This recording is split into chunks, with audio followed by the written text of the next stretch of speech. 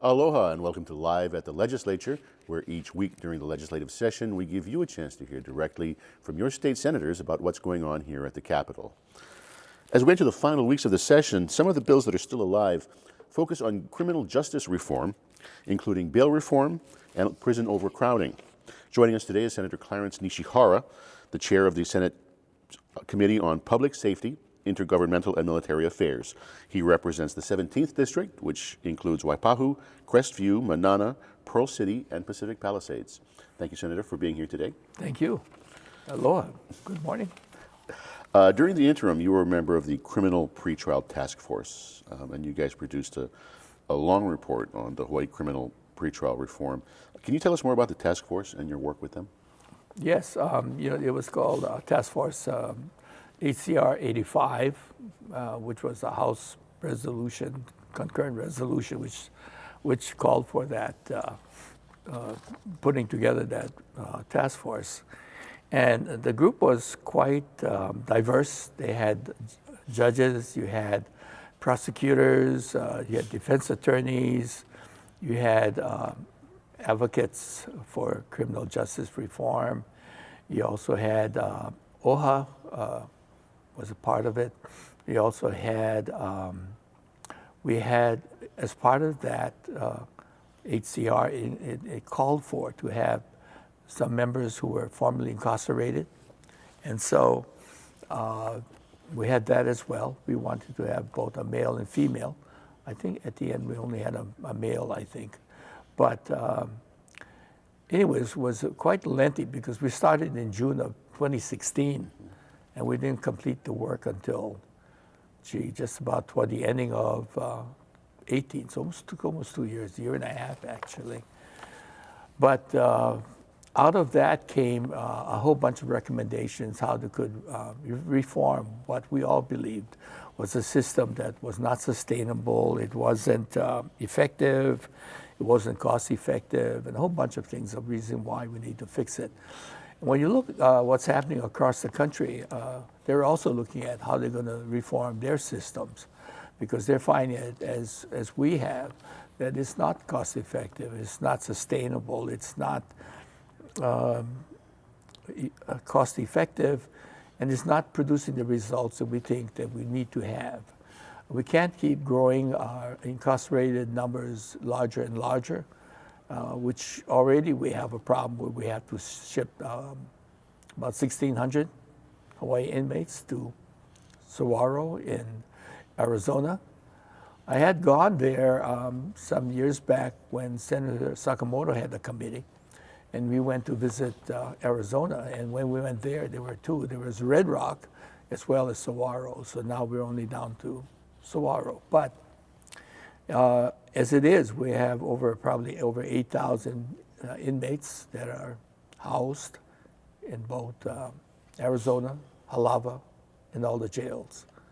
So anyway, the idea was to see how we could change who we incarcerate, how we do it.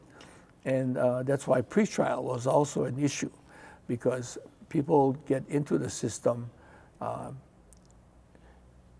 when they first appear to court and they're in the pretrial. So before you even get to the trial system, some people can be put out on bail. So bail reform was an issue as well, because there's some people that probably they could just pay a bail and they wouldn't even have to go into jail, because what you find is the pretrial segment of the population probably covers more than half of who's right now that's locked up. So when you think of it, when you keep locking up people who don't need to be there, you cause the overcrowding, which is what happens, causes what happened on Maui, the Maui prison, where a lot of them that were later taken out from the Maui jail and sent to Halava were pretrial detainees. So, but the issue with the prisons is more than the fact that they're overcrowded. It's also that the facilities are old, they need to be renovated. That's true. But there's also policies that they have in how they select and how they keep people. The fact that we have people who are pretrial detainees and people who are locked up, those who are locked up are kept longer than their appointed sentences. And it seems like public safety hasn't done a good job of determining whether a guy has served his time, but now they keep him for like maybe 4-6 months longer than they should, which means he occupies a cell that he probably shouldn't be occupying. Aside from the fact that he's supposed to be free and he's locked up. Absolutely. Should be free, and certainly we don't want to lock up people who don't have to be there. You know, it doesn't make our community safer by doing that. So anyway, there was that in that reform bill, it called for, among other things, the task force called for a new vision of how we should look at our justice system. And I'll just read it from what I have. It says, a justice system that is rooted in our cultural values, protects our rights and liberties, promotes safety, peace, understanding, and reconciliation, and through its policies, procedures, and decisions, and personnel, restores communities and affirms the value of every person who comes into contact with the system. The public probably doesn't realize that almost everyone who's locked up, regardless of length of sentence, eventually will be released. You know, whether it's for a few years, a decade or two, or whatever it is, but they all come out. We don't keep people locked up forever, you know, indeterminate sentences. And so they will come out. The question is, are they going to come out better than before they went in? And we find that the longer they're in, the less positive the results are. And so it affects families who have their husbands, or in some cases the women, and their families with their kids and all of that become part of a system that is not going to reform our society. And I think to that extent, that's what the task force tried to look at.